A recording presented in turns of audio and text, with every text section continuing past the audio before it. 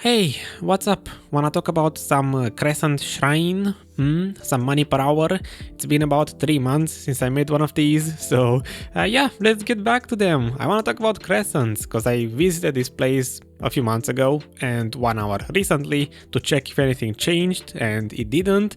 And yeah, the place is really good, really impressive, and it has some surprises in store, I would say. I used the Valk train as I do with all of the one-shootable areas because she moves really fast, and it's, let's just say, the best metric to see how much money you can squeeze out of an area like this. This is the gear I had, actually no, this is the gear I have currently, which is not what I used. I'm just gonna pull the clip from the Ronaros video because this is the gear I actually had while grinding. It's basically more than you need. You can do this place obviously, as you know, on season gear, but just for reference, right? And full tier 5 pets currently, but on the first 1 hour and 40 minutes I had tier 4 pets. Yeah, that's how old some of the data is. So how did my experience here go? I spent almost 7 hours grinding the place, and yeah, there are good things and bad things. The bad things are, well, for starters, you need a decent amount of weight to grind the place because you get overweight after maybe 5 to 6 minutes if you do blue loot scroll plus Agris, which is what I did for half of the hours. And the rotation, I'm gonna put it in the background what I used because I don't know how to call it, but this is essentially what I had to do. I had to combine 2 different rotations, let's say the main one plus extended, and then dropping back into main. Essentially you need a lot of monsters because the monster respawn time is still 3-ish minutes, which means it has to be pretty big, which results in, again, only one player can efficiently grind Crescents per server, in my opinion, which is not really optimal.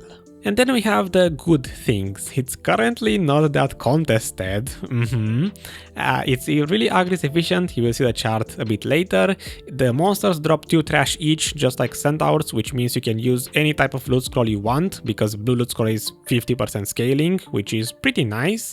The Crescent rings drop pretty frequently, especially the soiled ones. I would say it could be a bit higher, honestly. It feels like they nerfed it compared to how it used to be in the past.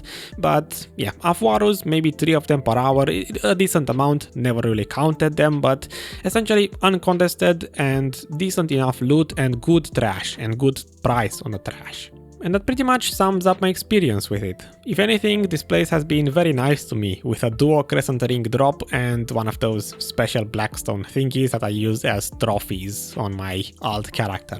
Regardless, let's take a look at results. First up, we have money per hour, which is this spreadsheet. I'm gonna give you a disclaimer, there's no picture with my inventory this time because I added the data in Garmoth and I just subtracted the results from there into the spreadsheet. That's why half of the petals and the azulas are missing because you cannot put them here, and same for traces of death. Half of them are kinda missing, but they are irrelevant items. Regardless, these are the results with a yellow loot scroll for my baseline for, you know, what I inputted here, Karma Blessing and a 50% drop rate event. 6 hours and 40 minutes, I believe, grinded. As I said, 1.5 loot scroll scaling, which is really nice.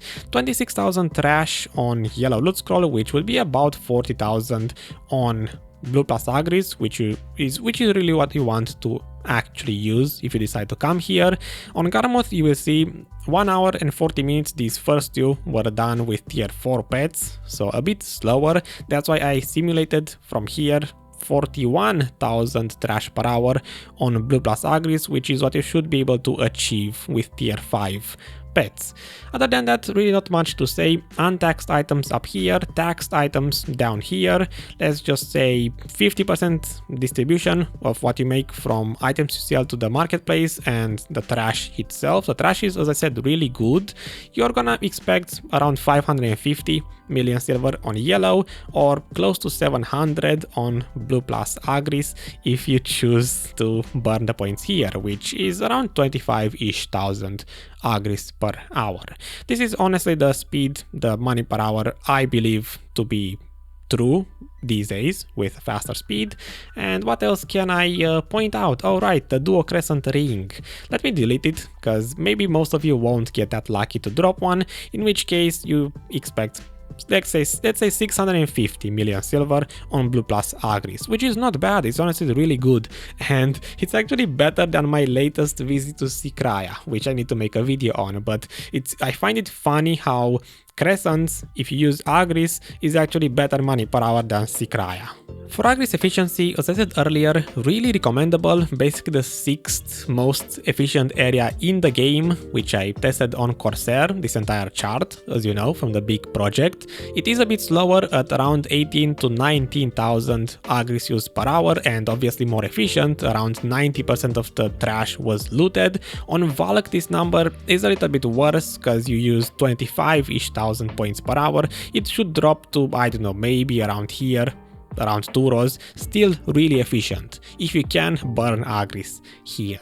And for experience and skill points, as you know from yesterday's big project, these 2 charts are taken from my season Valk project, which means season gear, AP, and essentially all of these high-end areas like Sikraya will have even more experience with proper gear.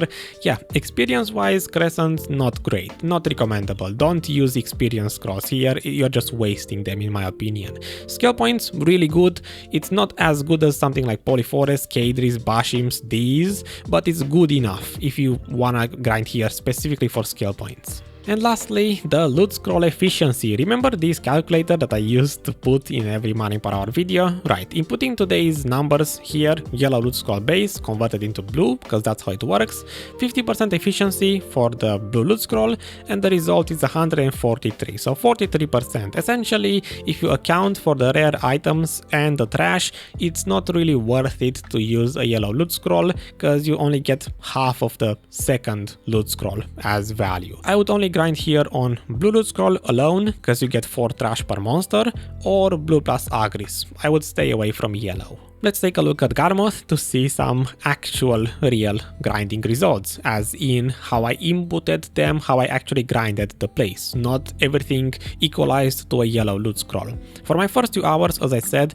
I had tier 4 pets, so slower speed, and first 3 hours in total were only on a blue loot scroll alone. Then these were on blue plus Agris, the last 4. It should kinda equalize to yellow loot scroll overall, but still, just the slight differences. I accounted for the Duo Crescent ring here on this hour as 10 rings, because Garmoth doesn't let me add the Duo version. I should probably change it, because I added 10 rings and it's not worth as much anymore. Let's say 9 rings, just to make it a bit more fair, and it should be about 613 million silver per hour on average. Essentially 600, 650, maybe pushing to 700 if you use blue plus Agris for every hour.